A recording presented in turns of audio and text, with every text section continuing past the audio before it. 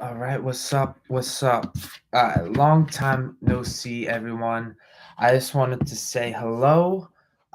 So my name is Michael Music. I was doing all these lives for Think and Grow Rich, and I got thrown off my horse or off the track that I was on, and I'm actually getting back to it. So yeah, we're gonna start from the beginning again. I want to go through this whole book another time for season two. I guess I'll share a little bit about me since it's been a minute. My name is Michael Music. I am reading this great book called Think and Grow Rich and really studying it in depth. And I decided that 12 o'clock p.m. is the best time to do this now because this is like my lunch break. So I am going to get into that, and the episode's only going to be like 20 to 30 minutes. And I really wanted to just stick to the basics, start right back up from the beginning of this book, and really just start this one over. Um, so I will say I attempted to try to like freeball this Think and Grow Rich, like teach my own version of desire. However, I had a little bit of difficulty doing that and asking the right questions on what I wanted you to experience as the audience. And so what I wanted to do was just really treat this as an opportunity to just practice but not practice, read through it just like through the script. And I found best that when I read through it as a script and thoughts come to my mind and I share them, that seemed to work best for this channel. So that's what I wanted to do today. We're going to start off on chapter two, Desire, the starting point of all achievement. And this is the first step toward riches. And I actually read this chapter earlier this morning, and it absolutely hit me differently. Before I get into the reading, I just want to share. There's a reason that some people read this book 100 times or more, right? It's not that the words on the pages change; it's that you change every time that you go through this book. And so I know it may seem counterintuitive on why I am reading this a second time. It's like, okay, you already did that. Like, do something new. But I want to actually take action on this book and really master this one book. Like this is the one book out of all of them that I've resonated the most with. And so that's what I plan to do right here today. And what else? And also another thing is like I already read over 100 books myself on personal development, and I actually realized like, oh wow, I read like 100 books and I wasn't rich yet. So what I'm gonna do is just go back to the basics, stick to this one book because this book has inspired millions and millions of people, and that's what I hope to do is just to use this as a script, but really share like my thoughts and my experiences with it, so that you can get my perspective. Because who knows, you may be actually watching this recording in sometime 50 years from now, 100 years from now. I could actually be passed away, and some people could be watching this recording. So I just want you to have my perspective on it, and I'd love to share my insights. So let's get into it. What I do is I start to read, and then when thoughts come to my mind, I ask good questions, I share them, and just to provide a different perspective on this book. And that's what I want to do today. So we're on chapter two, Desire, the starting point of all achievement, the first step toward riches. When Edwin C. Barnes climbed down from the freight train in Orange, New Jersey, more than 30 years ago, he may have resembled a tramp, but his thoughts were those of a king. As he made his way from the railroad tracks to Thomas A. Edison's office, his mind was at work. He saw himself standing in Edison's presence. He heard himself asking Mr. Edison for an opportunity to carry out the one consuming obsession of his life, a burning desire to become the business associate of the great inventor. Barnes' desire was not a hope, it was not a wish, it was a keen, pulsating desire which transcended everything else. It was definite. The desire was not new when he approached Edison. It had been Barnes' dominating desire for a long time. In the beginning, when the desire first appeared in his mind, it may have been, probably was, only a wish, but it was no mere wish when he appeared before Edison with it. A few years later, Edwin C. Barnes again stood before Edison in the same office where he first met the inventor. This time, his desire had been translated into reality. He was in business with Edison. The dominating dream of his life had become a reality. Today, people who know Barnes envy him because of the break life yielded him. They see him in the days of his triumph without taking the trouble to investigate the cause of his success. Barnes succeeded because he chose a definite goal, placed all of his energy, all his willpower, all his effort, everything back at that goal. He did not become the partner of Edison the day he arrived. He was content to start in the most menial work as long as it provided an opportunity to take even one step toward his cherished goal. 5 years passed before the chance he had been seeking made its appearance. During all those years, not one ray of hope, not one promise of attainment of his desire had been held out to him. To everyone except himself, he appeared only another cog in the Edison business wheel. What's up, Define? But in his own mind, he was the partner of Edison every minute of the time from the very day that he first went to work there. It is a remarkable illustration of the power of a definite desire. Barnes won his goal because he wanted to be a business associate of Mr. Edison more than he wanted anything else.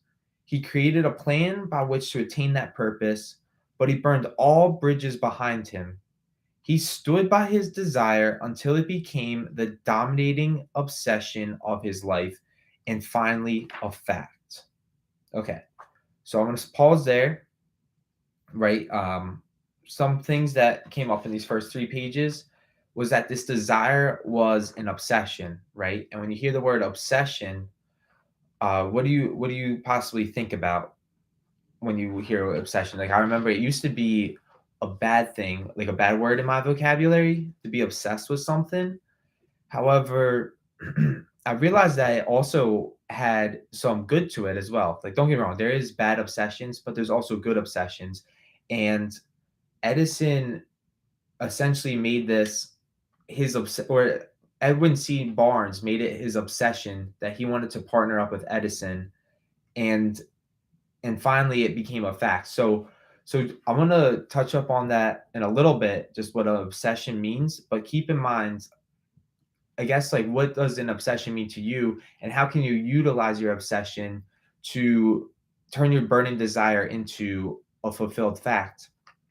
So when he went to Orange, he did not say to himself, I will try to induce Edison to give me a job of some sort. He said, I will see Edison and put him on notice that I have come to go into business with him. He did not say, I will work there for a few months, and if I get no encouragement, I will quit and get a job somewhere else. He did say, I will start anywhere. I'll do anything Edison tells me to do, but before I am through, I will be his associate. He did not say, I will keep my eyes open for another opportunity in case I fail to get what I want in the Edison organization. He said, there is but one thing in this world that I'm determined to have, and that is a business association with Thomas A. Edison. I will burn all bridges behind me and stake my entire future on my ability to get what I want. He left himself no possible way of retreat. He had to win or perish.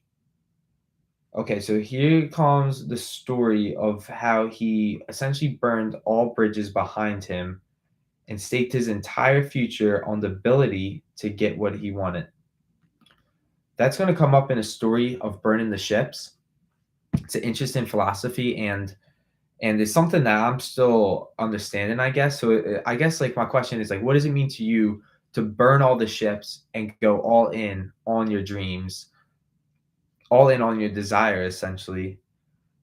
So he left himself no possible way of retreat. He had to win or perish. That is all there is to the Barnes story of success. A long while ago, a great warrior faced a situation which made it necessary for him to make a decision which ensured his success on the battlefield. He was about to send his armies against a powerful foe whose men outnumbered his own.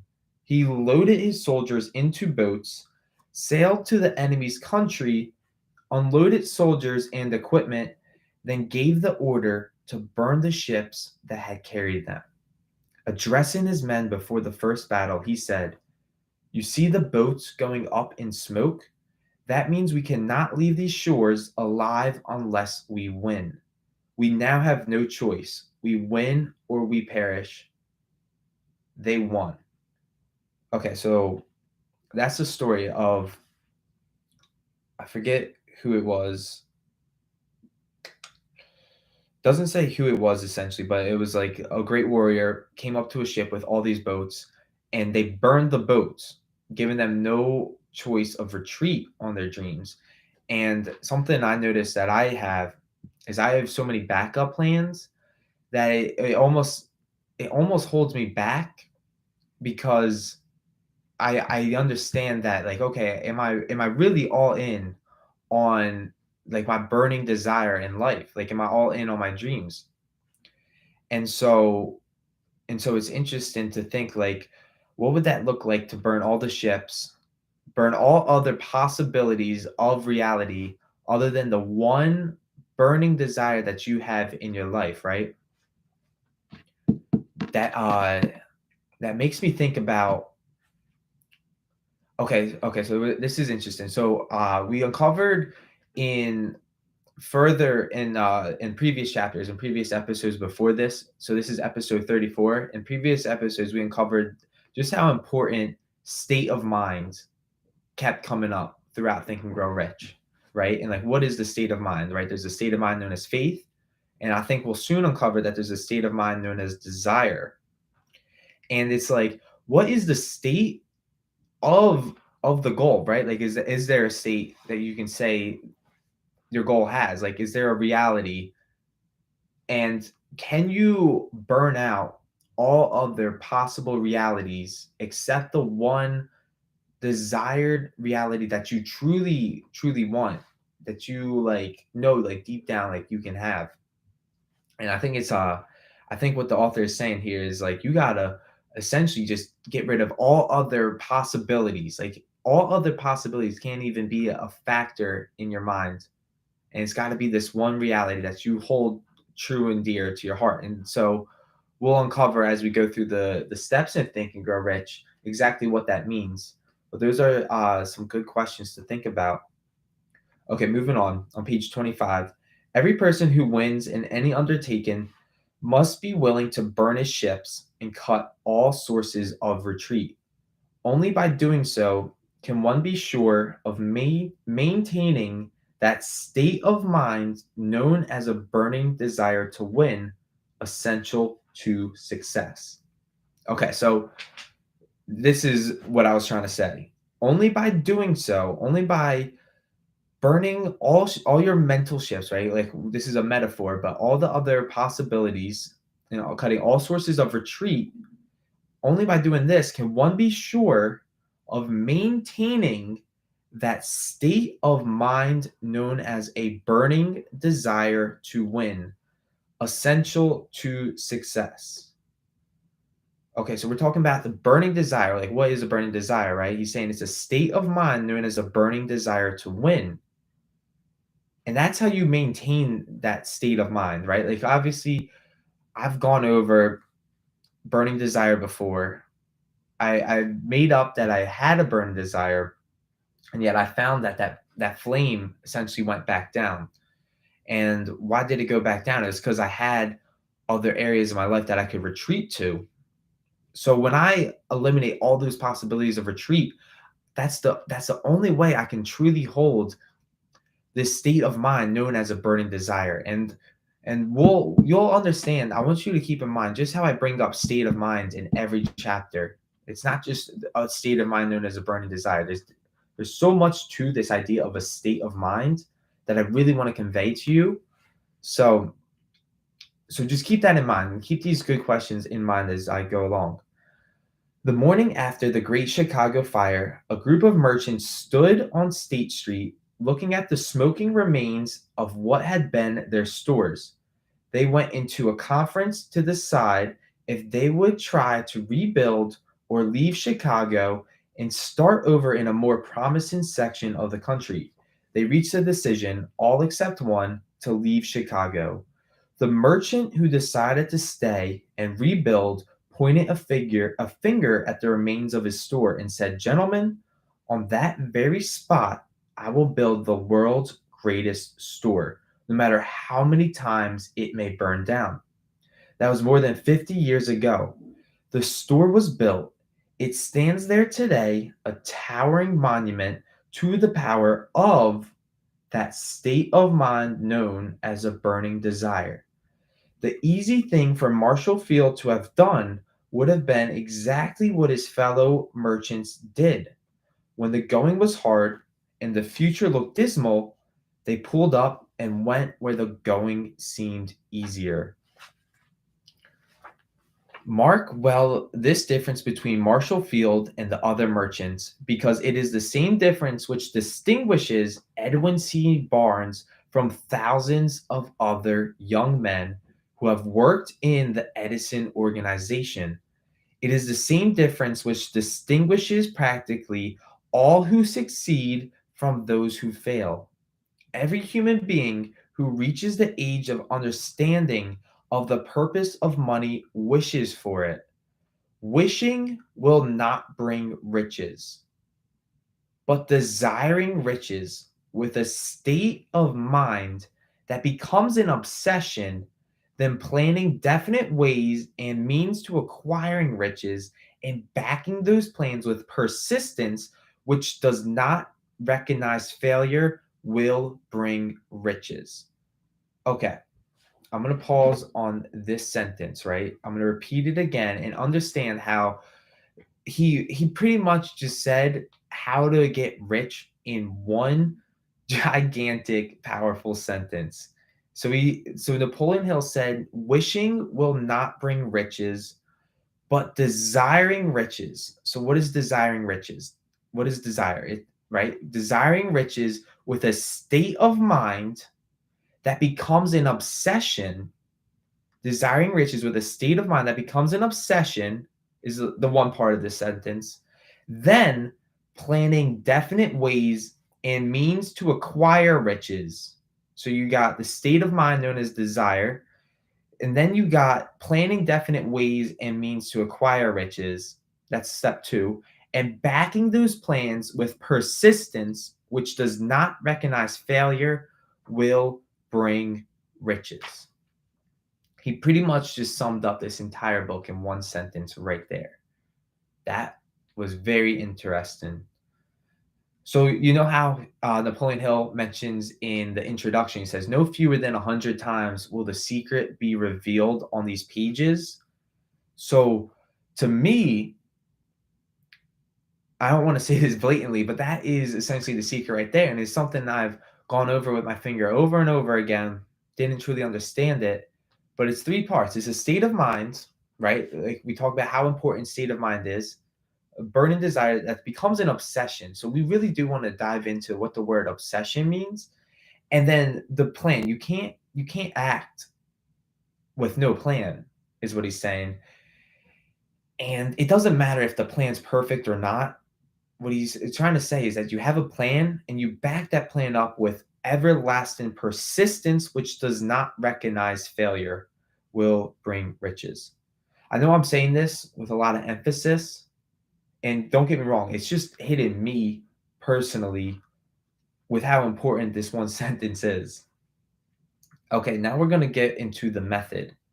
So Napoleon Hill says the method by which desire for riches can be transmuted into its financial equivalent consists of 6 definite practical steps via first, Fix in your mind the exact amount of money you desire. It is not sufficient merely to say, I want plenty of money.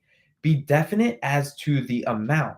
There is a psychological reason for definiteness, which will be described in a subsequent chapter. Okay, first is fixing your mind the exact amount of money you desire. What is that number for you? I will share my number as we get to the 6 steps. I have all these goal cards right here. Okay. I'll show you this one. This one was a cool one, but I'll share my number with you as I get to the end of this. Now, second, determine exactly what you intend to give for the money you desire. There is no such thing as something for nothing. Okay, so understand when he says this that we're talking about laws of nature here. You can't give without receiving. So the thing that most employees focus on, and it's actually scary to think that like I do sometimes have this mindset is I'm always focused on, okay, what am I getting out of this? Like when am I getting paid? What am I getting my next check? Like what am I getting out of this, right?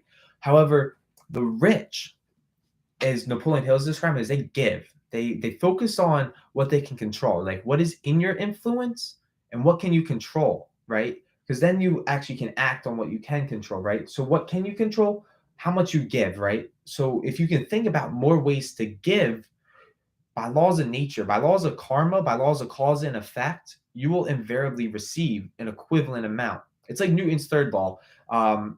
It's like that. Well, I forget the wording, but like when you push on an object, it will push back an equivalent amount, right?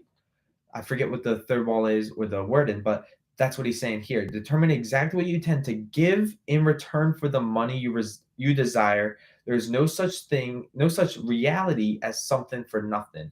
So you really have to plan like what do you tend to give. Third, establish a definite date when you intend to possess the money you desire. So I want to show you. So I have the goal card, and at the top, it's got by this date, right? And so I should absolutely share a link to these goal cards I made. It's called Think and Grow Rich goal cards. Whatever the mind can conceive and believe, the mind can achieve. What I suggest you do, I should definitely drop this down in the link below, and you just print it out. Um, and what you do is you get, I don't know if you can find old baseball cards or sports cards that your dad had, but what you can do is put it in a sleeve, and next thing you know, you got uh, just an absolute golden gold card right there. Okay, now third, establish a definite date when you desire. My bad. Third, establish a definite date when you intend to possess the money you desire. So, what is that date for you? When do you want it by? And like, be clear. So, we just said step one, find the exact amount of money. Step two, determine what you're going to give for that exact amount of money. And step three, when do you want this money by? Like, seriously, write down a definite date. Fourth, create a definite plan for carrying out your desire and begin at once, whether you are ready or not, to put this plan into action. So this is what he's saying is you got to make a plan, and it doesn't have to be the best plan, but just to have a simple plan to start and begin at once, whether you are ready or not, to put this plan into action. Okay, fifth, write out a clear, concise statement of the amount of money you intend to acquire. Name the time limit for its acquisition. State what you intend to give in return for the money, and describe clearly the plan through which you intend to accumulate it. Okay, so step 5 is essentially summed up in the goal card right here. So what we're doing is we're writing out a clear statement on this little card. I am so happy and grateful now that you state your goal. You, in a concise statement, you so it's saying write out a clear, concise statement of the amount of money you intend to acquire. Name the time limit for its acquisition. State what you intend to give in return for the money, and describe clearly the plan which you intend to accumulate it. Okay, so So what I'm doing wrong is I have a goal card, and I'll just share. It says I'm earning $100,000 a month in residual income by January 2032, which is in about little less than 10 years. We're talking like 9 years from now, right? I want to be earning $100,000 a month in residual income. And what he's saying is on this goal card, so it all can be done on this little goal card. You want to write out the money you intend to acquire, what you intend to give. So that's what I'm actually doing wrong is I'm not writing out what I intend to give on this goal card. And he wants you to describe clearly the plan through which you intend to accumulate it. So I'm curious, is he saying to write out your plan on this, or should I write it down on a bigger sheet of paper? Now, 6, read your written statement out loud twice daily, once just before retiring at night and once after arising in the morning. As you read, see and feel and believe yourself already in possession of the money. Okay, so this is where you really do want to imagine yourself in what Neville Goddard says is the state of the wish fulfilled, right? So you gotta believe you already have this money. You gotta literally close your eyes until you see that you have this money, and you and the thing, the secret is you gotta feel it, right? Like uh there's this great saying, it's also by Neville, it's called the feeling is the secret. You actually got to feel what it is like in your heart to have all the money that you just said you had, that you are expecting on this goal card. So I'm not saying I'm the expert on this, but I am saying that reading this out loud helps me really clarify what I got to do with this goal card and really become committed to this. Like, this is a simple discipline. There's no physical hard work that goes through just getting the goal card out, writing down something, and just feeling yourself in the state of the wish fulfilled every day. But it's that little discipline. Jim Rohn says it's easy to do. It's also easy not to do. Okay, so those are the 6 steps. Essentially, I've boiled it down to just doing this. Like, I think it's easier for you to see that if you get a goal card with what you want on it, then essentially you did the 6 steps in the first chapter on desire. I'm going to keep reading now because I do want to wrap this up in a minute after this page. It is important that you follow the instructions described in these 6 steps. It is especially important that you observe and follow the instructions in the 6th paragraph. You may complain that it is impossible for you to see yourself in possession of money before you actually have it. Here is where a burning desire will come to your aid. If you truly desire money so keenly that your desire is an obsession, you will have no difficulty in convincing yourself that you will acquire it.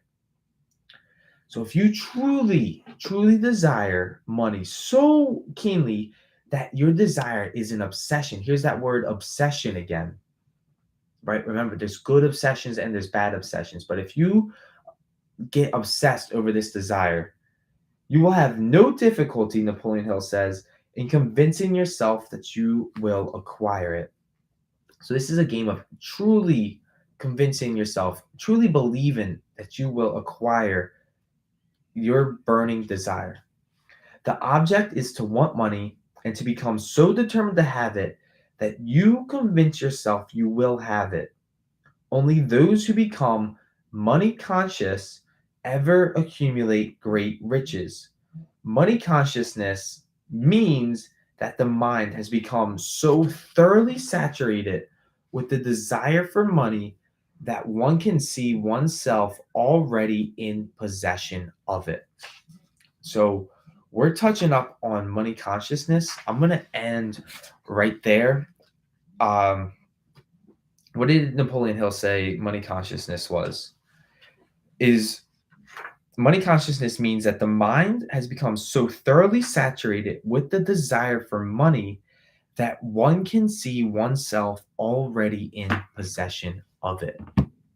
We're going to see money consciousness come up throughout the book, as a matter of fact, and it's really really interesting concept because if you can essentially what we're building up is this state of mind, right? We're taking all these 13 principles, building up this ultimate state of mind, which I like to think Napoleon Hill is referring to as a money consciousness.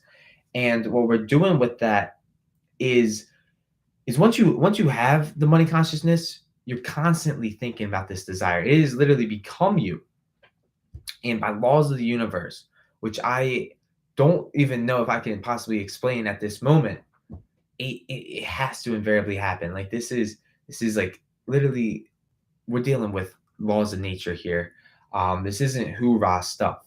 So yeah, I wanted to leave you with that. I'd love to for you to share just what you learned, what you like from this 30 minutes. I'm definitely glad I am back. I'm really liking that, I got a set time now to do these lives each day, even if it is only 30 minutes. This is my lunch break, so might as well do that. And yeah, I definitely had some brand new insight into the 6 steps.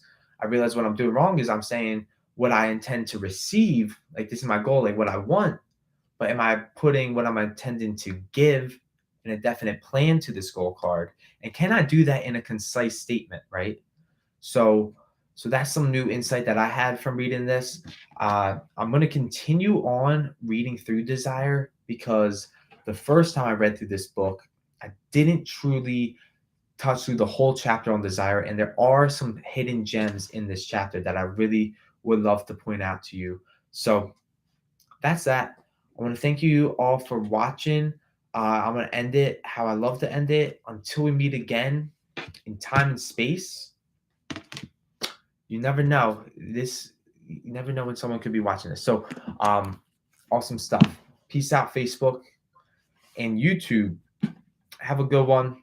I'll see you tomorrow at 12 p.m. Eastern time. Bye for now.